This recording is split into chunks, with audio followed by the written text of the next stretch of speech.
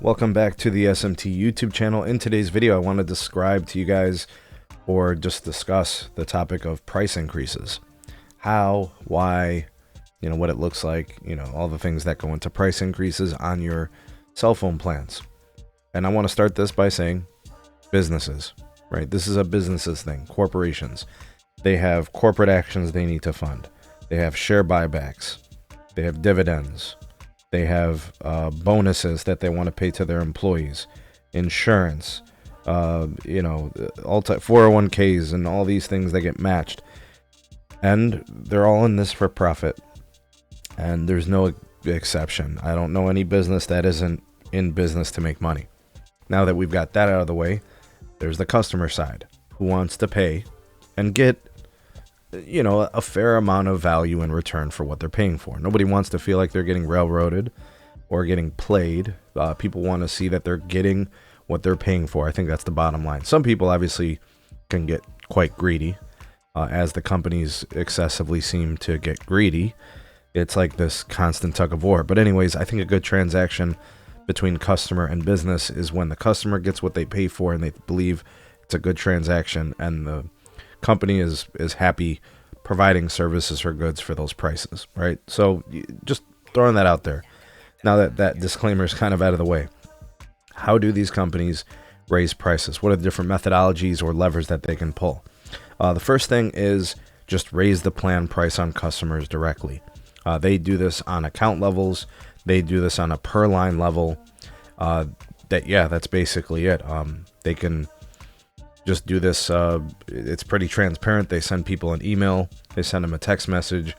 Say, hey, the cost of your plan is going up this month or in the next billing cycle. Here's what it's going to cost you additionally. Or you go into the app and you see how much your new bill is.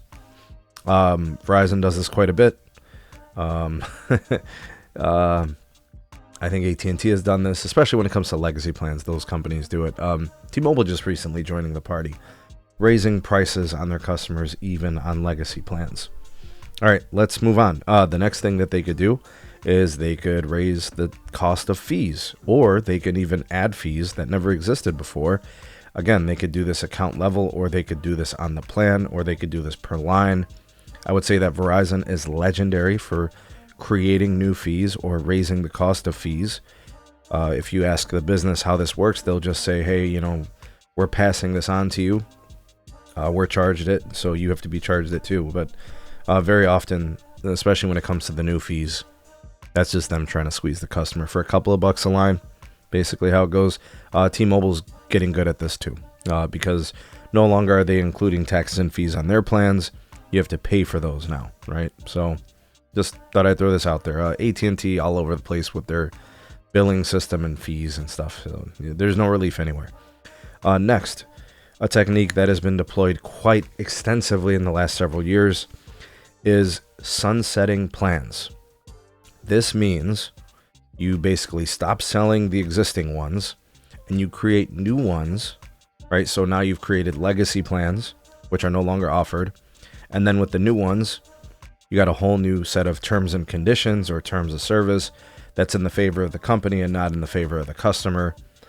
Those kind of things. And then, of course, after you sunset the old plans and create the new ones, repeat steps 1 and 2, which involve raising the costs on the plans, giving customers less, making them pay for certain things that used to be included, which enhanced value, or raising fees and costs associated with the new plans. All right, so AT&T did this. Verizon does this. They all do this. That's not new. That's like a very common technique in the industry now. And then, of course, the last one I'll mention is walking back price locks or price guarantees.